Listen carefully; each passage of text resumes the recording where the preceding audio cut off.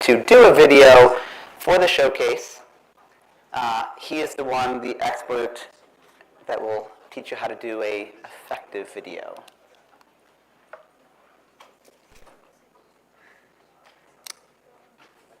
How are we doing there? We're going to move you into the 20th century. All right, we can do that too. You sound like you have a tremolo on your...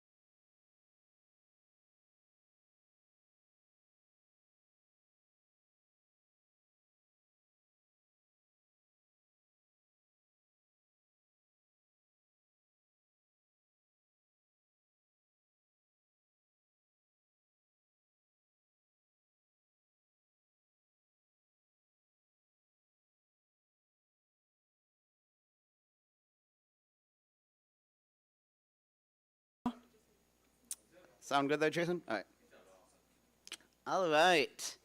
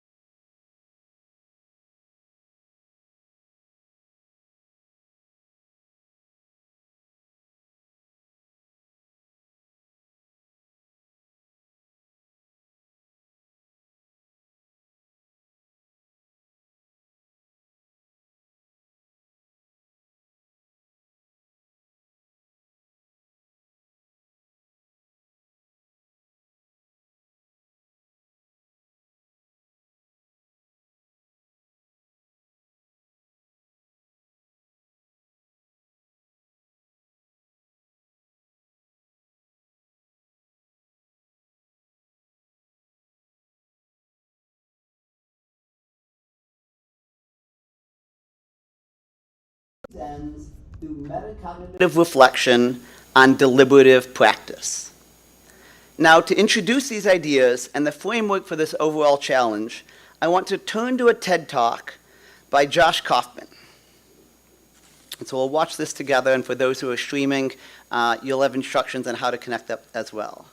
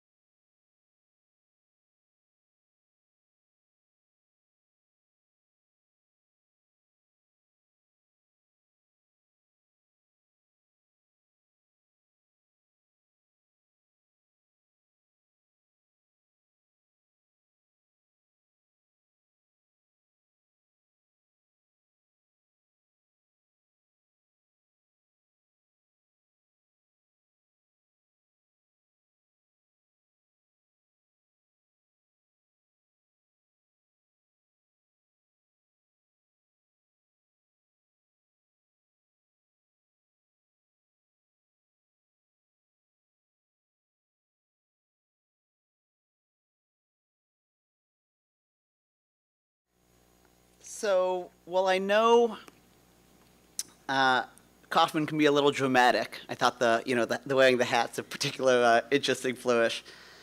He does offer a useful framework and several important takeaways. And since I rarely will have a meeting where it is not interactive, this is, before we get to the Q&A, a part for that. So let's unpack together what some of the takeaways we had from kind of Kaufman's presentation there. Yeah, anybody wanna? What do we think? What does he convey that is useful about learning a new skill and skill acquisition in general? Anyone? Yes, back there. Yeah, you need to deconstruct the skill, and we actually talk about a way to do that towards the end today, because there's what's called the 80-20 rule, is a really useful way to thinking about how you learn skills very efficiently, but also effectively. Yes, in the front. When you're learning a new skill, you have to minimize all your distractions, so you're very intently focused on what you're learning. Yeah, minimizing distractions. That's not an easy thing in the world we live in. But it's an important thing. You know, I know my wife's a musician, and so she practices piano every day, she literally will put her phone in a different room. And had to learn that over years because it's too easy, right? It's too easy when you want to practice for 3 or 4 hours that things are always going to distract you. I like it. What did he say about the process of starting to learn a new skill? What does the research kind of say on that process? Yeah. Don't procrastinate it, so with your resources that you're drawing from, don't have too many, and then just figure out enough just to get you started in the next skill. Yeah, there's this danger of, I need everything perfect, right? I need to know everything or have the whole plan in place before I can move forward. And often, as he says, right, that barrier is that it's a crutch because you're hesitant to move forward. And that's something, whether it's a simple skill, it's learning this, or literally writing a dissertation. I know because I've had friends who waited months and months because there was just one more book, right, or one more study you had to read, and there's always going to be one more. Right? So you've got to sometimes move forward. Anything else? What else?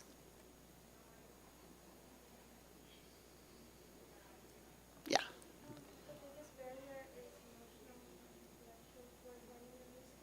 Yeah, there is, right, so what she said was the biggest barrier, right, is emotional. There are an intellectual component, and we're going to talk about that in a moment of how do you kind of post that out and what makes something a skill. But often, right, in the first stage, as he talks about, it's not a linear process. And just as it's not linear where you can learn a lot in the first 20 hours, it's also the first 2 or 3 hours are really tough. Because if it's something new, you are terrible at it, and nobody wants to be terrible. And because of that, most people give up at that point, right? You're like, well, maybe I just don't have time, or maybe these things. That's the hardest part. And then once you start learning, right, it starts getting fun, right? Because then you start seeing the progress go really quickly. So then, what then is this challenge? Well, right, we talked about the different elements of the skill, right? The challenge is this. The first step, right, is to take that step and follow your curiosity, right? So people often ask me, well, what skill should I do? Which I think is a great question, but it's like, I don't know. What skill do you want to learn? That's up to you, right? So follow where your curiosity leads you. And then, right, it might be something that you've always wanted to do. You never had the time, but you always felt like, oh, I just put this thing off. Maybe it's something that you just found out about, right? You just watched a video, right? Or somebody has said, hey, I've been doing this for years, and it, right, inspires you to want to do that. In doing that, we want you to commit to that skill, right? So you want to find the skill, and then you commit 20 hours to learning something new. And so given the time frame we have for you, you really do have quite a bit of time, right? You have time to find a skill. You have time, as he said, that you can learn this in a few weeks, just doing 45 minutes a day. We give you even more time than that, because we know you're busy. At the same time, we ask you for this challenge to commit those 20 hours, but we're not going to be micromanaging your time, right? So if you go a little bit over, if you can get it done in 19 hours, we're not going to, right, be policing you. Secondly, we want you to choose an actual skill. And that might seem kind of, you might be laughing, but when you choose a skill, right, all skills possess 2 components, right? They have a cognitive component, which is quite a set of techniques, right, a kind of body of relevant knowledge. This is why books or YouTube videos, right, or other sources really are. There is a cognitive component to anything that's a skill.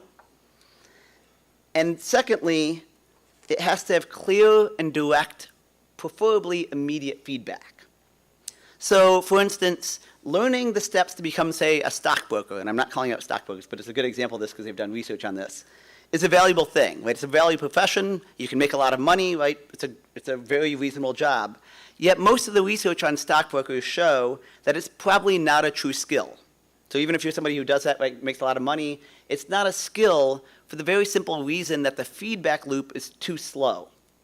That even in the modern world, right, where things are trading quickly, you often don't know those too many component pieces to know whether what you did actually had, right, a skillful effect or whether it was some other force that was in play.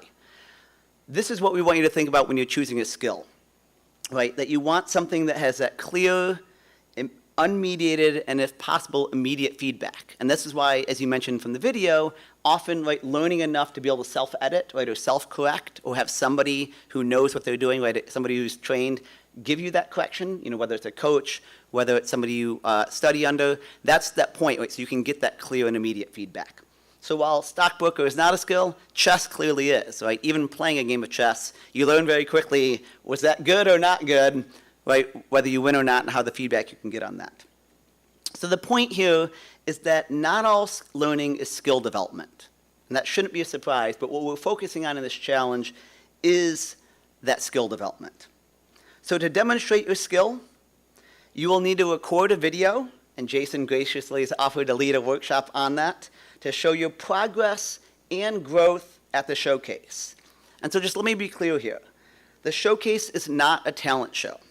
Talent shows are great, they really are, but they typically show what someone has been learning for a long time. Right? Our showcase is to demonstrate your progress, your efficacy in learning, and the self-reflection you had in that process. Now, some of you may not want to demonstrate your skill in front of all your peers. That's perfectly okay. You can still do the challenge. Unfortunately, right, that's part of the showcase, so you won't be able to win one of the gift cards, but you can still complete the challenge on your own in partnership with others. You can still get high impact experience credit and still get one of the sweatshirts. So if you're a person who's very hesitant to kind of share, we're not going to force that on you, although we highly encourage you to do so, and especially encourage you to present that work in front of others in our showcase for the chance to win one of these gift cards.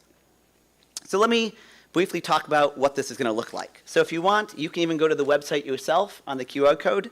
I'm going to load it up as well. And this is our Metaskill Challenge website. And so a few things to show you.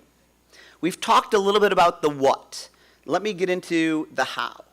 So if you go to the challenge details page, you will see it walks through all the requirements, expectations, what we're looking for you, some of the things we just talked about in terms of what is a skill and what's not. We also gave you a whole list of possible skills to choose from. These are not exhaustive, right? There are a whole lot more skills than this, but if you're thinking, what are some ideas to kind of get a start? Here's a number of things that you can think of that people have done in the past. There are many, many more. From there, we do ask that you go to our skill contract paperwork site, right, which I'll load up here. And you can see that we ask you to simply fill this out if you are interested in doing the Metaskill Challenge. We are not going to come back and say, you know, are you doing this or not? This is just to show your interest, to show what skill you want to do, how you're looking about doing it, and because we want to support you, if there are certain small purchases that we can make to support you on your process. So say you want to learn how to juggle. We're happy to, you know, help buy juggling balls. We're not going to do the flaming chainsaws. You know, that's a little outside of our budget. Chainsaws are expensive these days. You know, if there's some other expenses that you want, feel free to put them in here. We will try to cover what we can. We cannot always cover all costs, but we are happy to support students in whatever way we can. Also, do please put your sweatshirt size so we can kind of get that as well. And so the idea is that in the challenge, like, you are going to pick a skill in the next week, and so the challenge, we do ask that by the end of next Wednesday, you do select a skill. We also have several of our leadership teams, so Nikhil, Ada, and Lauren, two of them who have actually won the challenge in past years, are willing to also meet with you. They're also going to be at our Work Together Wednesday at 6 o'clock next Wednesday in Clark Hall. And so if you want to bounce ideas off them, I'm sure they would love to give you ideas. I am always happy to bounce ideas off of as well. So this is the nature of the challenge. I also wanted to note a couple other things. On this site, it mentions 2 core skills, right? So we talked about that idea of deconstructing a skill. The best way we found to do this is what's called the 80-20 rule. And what that means is, and there's a passage here if you want from Tim Ferriss's book, is that you want to take that skill that you're developing, and we're going to have a workshop later on this to go even deeper, and focus on what is the 20% of that skill. So if you think about the video that he did, right, those 4 or 5 chords, that you can actually devote about 80% of your time to. And it might sound weird, but if you focus on what is most important, and if you spend a little time thinking about that, and then devote 80% of these 20 hours to that, you will get better much quicker. The second skill, right, is what's called deep or deliberative practice. And it's a way to set up your practicing, not just to be fun and enjoyable, although that's good too, but to focus on those elements, right, that require additional steps. So again, I'll use my wife as an example since I hear her play piano all the time. There might be times where she's playing a 20-minute long piece, and 15 minutes of that, after practicing for a week, she's got down perfect. But there might be, 2 sections that are a couple minutes each that she has to practice again and again and again, because right, those are the tricky parts. And that's what deliberative, right, or deep practice is all about, right? Identifying those pain points, those points that are difficult, and focusing your attention there. And sometimes it means it's not as fun, but it means you learn that much faster. I talked briefly already about the showcase. We have all the rules and guidelines here. If you want to know what is it that's expected of you, what do you need to present in that showcase, for those who are completing the challenge, we will be sending more information as we go so that you have a better idea, but it is all laid out here on the website. And finally, because we didn't want to leave you hanging, our great friends working with us with the library, we put together a whole resource page. This does not include all the possible skills, but again, if you want to know, where do I go to learn how to do photography? Well, we're happy to help, right? So there's a whole bunch of LinkedIn learning tools here. There's several books that you can all check out right from the library. There's a number of technology, right? So you can literally go to submit a technology request, and they have technology that they're happy to let you borrow. So you do not need to buy your own camera, right? You can actually borrow one. Similarly, if you want to learn, right, how to do cooking, not only are there a number of books, there actually, and some of the students in this room might have even been there, a wonderful test kitchen that WellRec has that you can even check out, that you can not only record a video with multiple cameras, but you can also, right, learn from the people who work with there. So all of these, right, skills are here for you to learn. We also have additional media resources, and if you're like me and really love the kind of nerding out on the theory and what's all this about, we have additional research if you want to know. The best research on metacognition, instrument practice, stage models acquisition, and also some YouTube videos on how to do this well. So now, most importantly, now that we've walked through what we're doing, questions. And so if you have questions from the live stream, we're happy to take those through the Discord. Nikhil and company might already be answering some of those, or they're happy to post to the larger group and to all of you. What questions do we have? Yes, in the back there. Yes, so the website is, we have the link here, but if you just go to go.ncsu.edu/Metaskill or to the QR code, it will link you right to this website, right, which is the Google Sheets, or Google Sites doc. Other questions?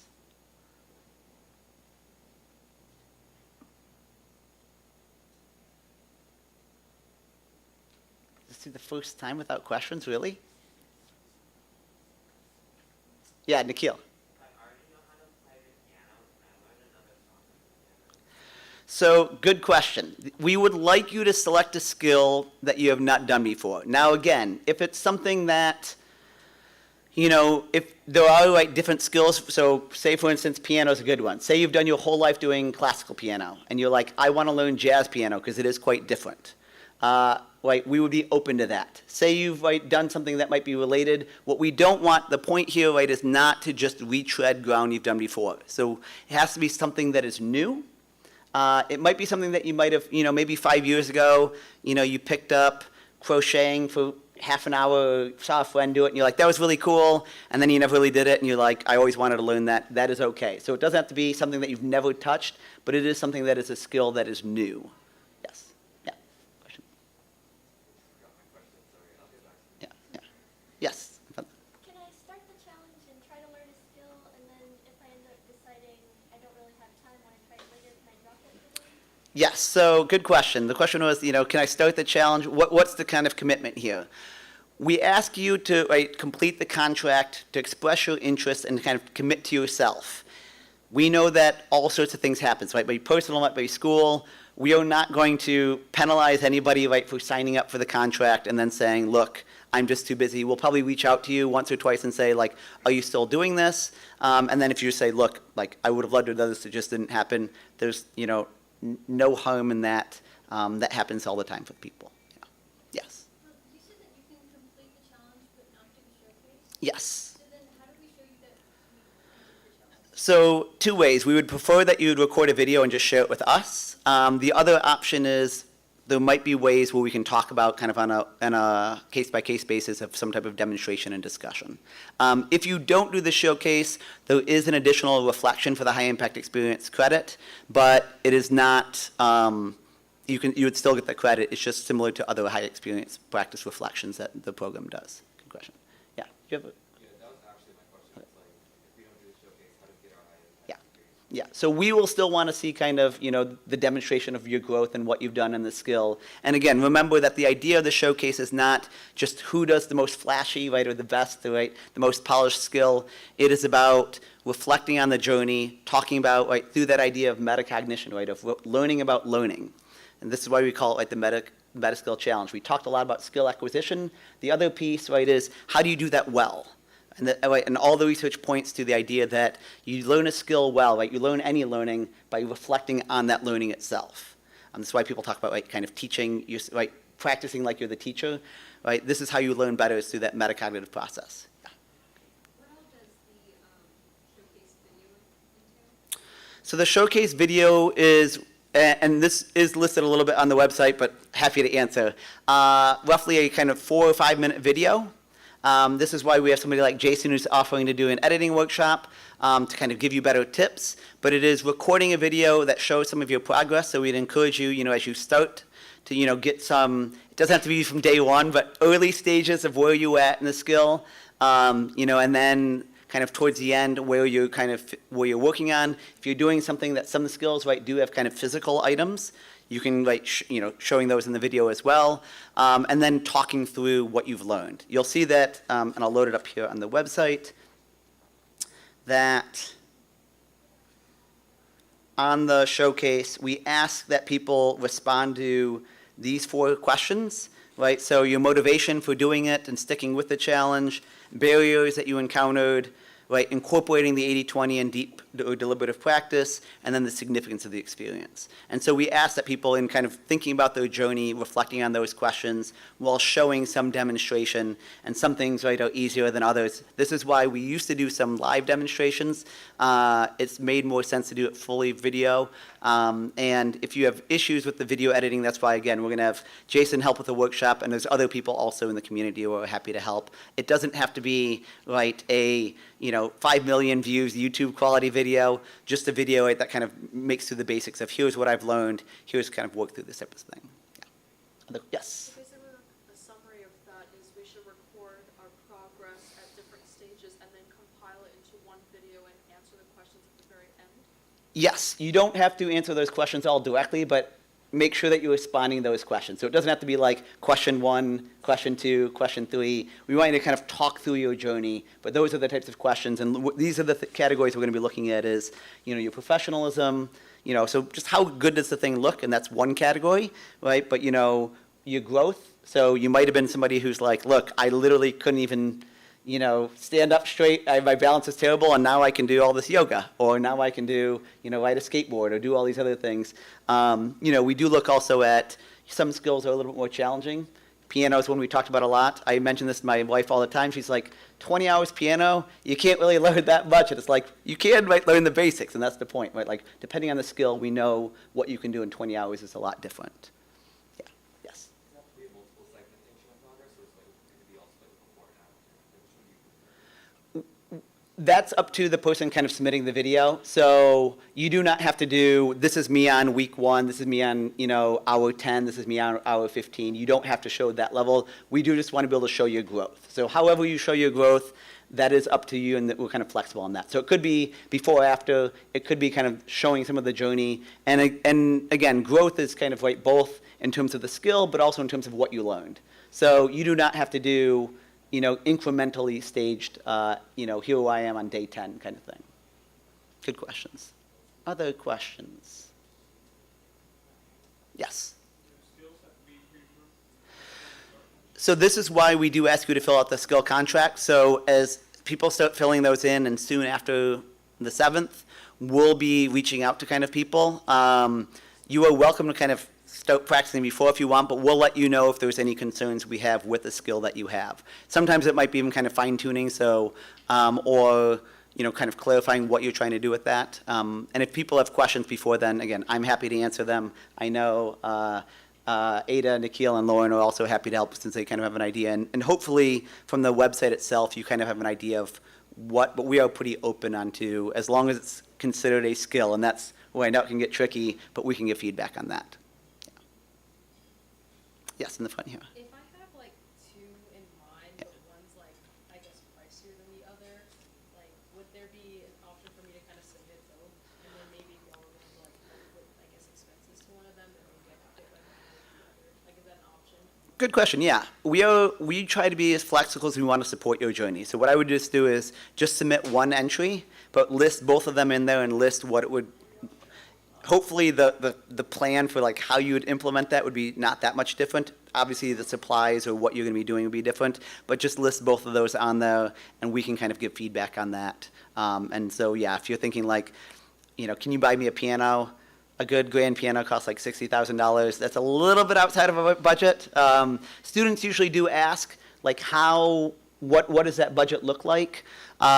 It depends and changes every year based on just how many requests we get, but usually something maybe I would think like in the $30 range or below is very reasonable. If it's more than that, it might be a case by case depending on how important that is and other resources elsewhere. And sometimes we do want you to go, like, the libraries are great partners with us. There is a lot more here than people realize. Not just like we think of libraries as books. The library, as you can tell with all the technology here today, they do a lot. And so if there's opportunities we can connect you with a resource there, we might point that out. So feel free to list what you think you need and don't feel like it's going to be a disqualifying thing. We will just give you feedback and say, yeah, that $2,000 item, don't think we can really help you there. Wish we could, yeah. You have a question as well? Yeah, is the skills like a first come, first served type of thing? No, so there can be more than one.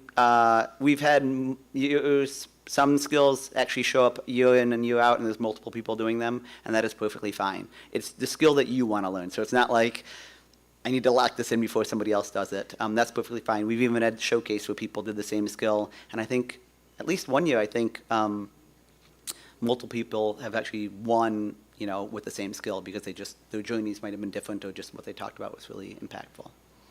Yeah. This is something, I don't think I mentioned it this time, but this is something that, as I said before, it is now the 7th time. I do this challenge as well. Going to year 7 or 8, I'm very curious about a lot of things, but finding new skills has become my own challenge.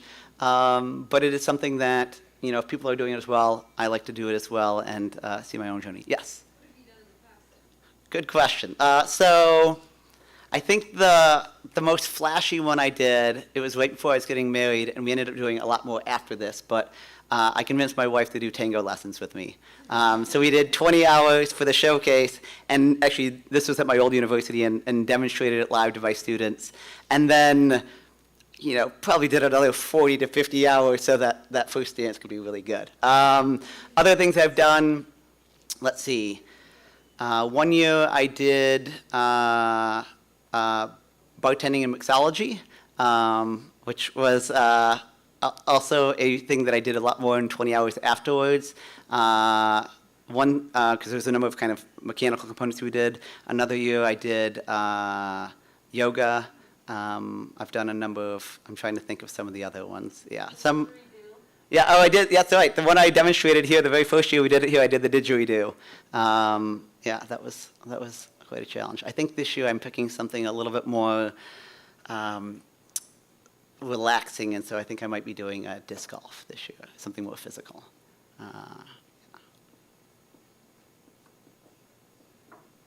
Yes. What if it's something that we can like do on a daily basis, but like not professionally, but we want to learn a skill professionally, like photography or something? So if you've, say, just take pictures and you want to really dive into the doing it well, send in the contract and we can kind of discuss that.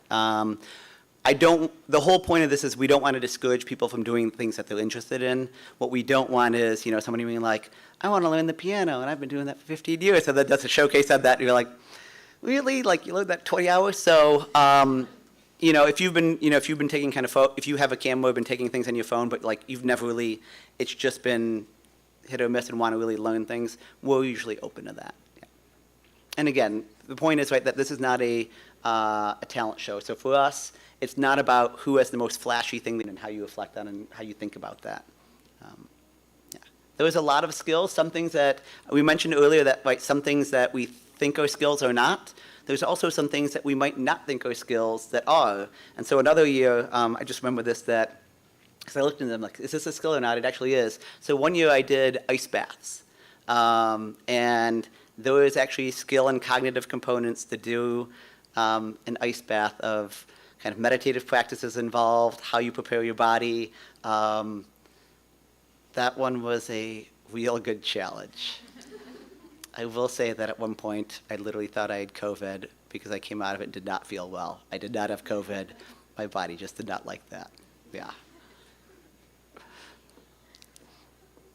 So when you're thinking about a skill, again, we want you to do something that is a skill. But if you're not sure, it's okay to submit something, and then we can kind of weigh in and be like, this might not be the best fit. Or if you think it is, make a case for why you think this is kind of a skill. Again, as there's two components, right? One that is, right, there's kind of cognitive techniques on how to do this, right, in a more effective way. And then secondarily, right, there's a way that you can kind of get that, right, that clear and often immediate feedback. Kind of two essential components of skill development.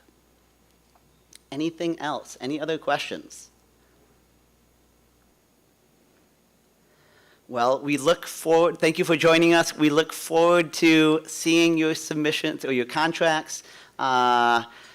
This is, again, something that we've been doing here in the village and with the wider program for the last several years. And whether you choose to do this, the Metaskill or not, we also hope to see you at the showcase. We will probably have here again in the libraries this fall. It is a really cool event, even just learning from your peers. It is something that I do encourage you, again, that first step of kind of taking the courage and trying something new. There's, so if you're interested, submit a contract, let us know how we can support you. We'll have workshops along the way to kind of help you with that idea of what does the 80-20 rule look like in terms of your skill? What does it look like to actually develop practices of deep or kind of that deliberative practice? And then Jason will lead a great workshop on how do you do video editing, whether you already know something or whether you know nothing at all. And so thank you and have a good rest of your night.